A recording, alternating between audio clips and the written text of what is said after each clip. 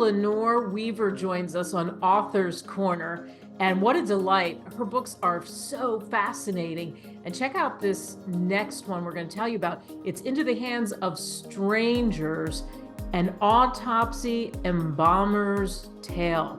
You think of embalming and you think of what that entails, and she knows her stuff because she was an embalmer. She knows all about the mortuary process and everything in between, and it makes this read even that much more fascinating. So Amber, thanks for coming on. Thank you for having me. This is very exciting. What made you, now you've written other books and we'll talk about that toward the tail end of our conversation, but what made you write this book? What was the inspiration, I'll call it, for this one? This book was written after I left the medical examiner. And it was a pretty hard leaving. I didn't understand all of the dynamics that were going on at the time. I just sat down to write like I always do.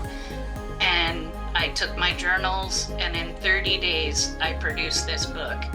It just flew out of me. I'm not trying to change the world or anything. I just chronicled what I saw and felt, and then changed, it into a fiction. So, and I love that you changed it into a fiction. Tell us a little bit more about this story, which, by the way, you can see the book behind Amber. And what's really interesting is that's an embalmer's machine, one of them that she has, which, wow, that just blows my mind. And for anybody watching this, what an interesting treat for you to see what that... One of two, yes. Yeah. So tell us about the first one. What is the first one? The first one is a high pressure or high flow, low pressure porta-boy embalming machine. A lot of the older funeral directors will know these. They were you can inject through the carotid, you can get a body embalmed in about an hour. They're fast, they're not as precise as some of the newer ones, but this is really a classic to me. It's the one a lot of us learned on in the 80s and 90s. Wow, and the book that's right in front of it, of course, is the cover of the book, which is really interesting. It's a dark cover so you can see it. And I wonder, what was the illustration for that? What was the impetus for, this could be the book cover? Yeah, so if you don't mind, I'm gonna grab it. Sure. But this is a painting by my cousin Wade Hammond, and he's an artist out of Long Beach. And I saw this about, I don't even remember how long ago, it was years ago at his house. And when I saw it, I had just left the medical examiner, and I thought, that's how I felt when I was there.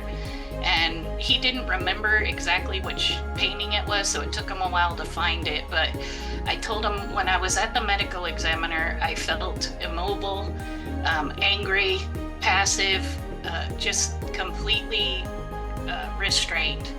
And so I knew this is what needed to be on it. It's getting a lot of attention.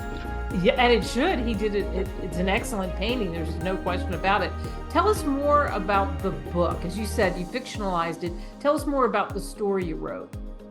So I was started off as an apprentice embalmer in about 1995, I think the beginning of 96. So I spent 6 years in a mortuary learning my trade, learning embalming, funeral directing, all of that, seeing families, the whole thing.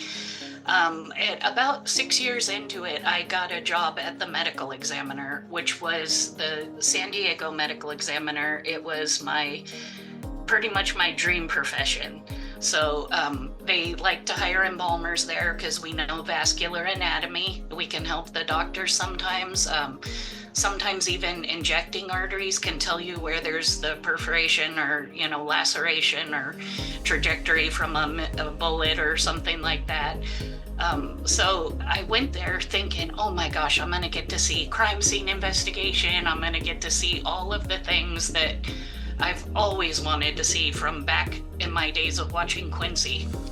So that was great, but what I didn't expect is the harshness of the environment. I went from a very friendly family mortuary where we had occasional, car crashes and suicides, homicides, but at the medical examiner, every death that comes in there has to meet the criteria of either not being under a doctor's care, suicide, homicide, drug involved, alcohol, accidental, anything like that. Something even an attending physician can attest to. If the attending physician says, yes, they had medical conditions, but I have no idea why they died, they come to the medical examiner. We either perform an autopsy, which in San Diego is a full head and thoracic abdominal autopsy with neck, everything. They're very thorough because a medical examiner is a physician-run board, unlike a coroner. So they did very thorough autopsies. I learned a lot, but the strife I saw in the staff was what really began to affect me. I've always loved the profession. I've been a backroom mortician. I've worked on bodies like pretty much my whole career. Even when I was managing, I still embalmed. But this was really unlike anything I'd ever seen. There was no cohesion amongst the workers. We had death investigators, some of the toughest people I've ever seen. But definitely I started seeing the cracks amongst the staff, and that's really what prompted this book. Wow, and you write about that in the book so wonderfully. People can relate to workplace trauma, but then you take it to a whole nother level because you're dealing with trauma and you're dealing with having to process what was human life, and that takes it to a whole new level, doesn't it? Yes. So all this stuff is going on while we're standing in the middle of a big room with tables with bodies on them. And every body has a different thing it needs: x-rays, vitreous fluid, blood, whatever, before autopsy. Sometimes we undress. If it's a homicide, they stay in the bag, it's red tied. And so all of these things are going on with this incredible backdrop, and there's detectives, evidence techs, doctors, embalmers. It's an incredible thing. And we had 6 tables going, sometimes at the same time. Wow. So for you in writing this book, is how it just poured out of you. When somebody reads it, what do you hope they take away from Into the Hands of Strangers, an Autopsy, Embalmer's Tale?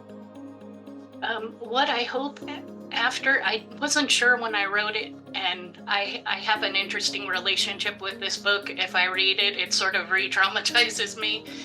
But after I wrote it, I did have a couple of the investigators reach out to me, guys you would never expect, hard guys, seasoned, weathered, good at their jobs, and they actually thanked me and said, now I know why I felt crazy there. So I really think I wrote it for us. I was having these feelings, and as always, I just chronicle life.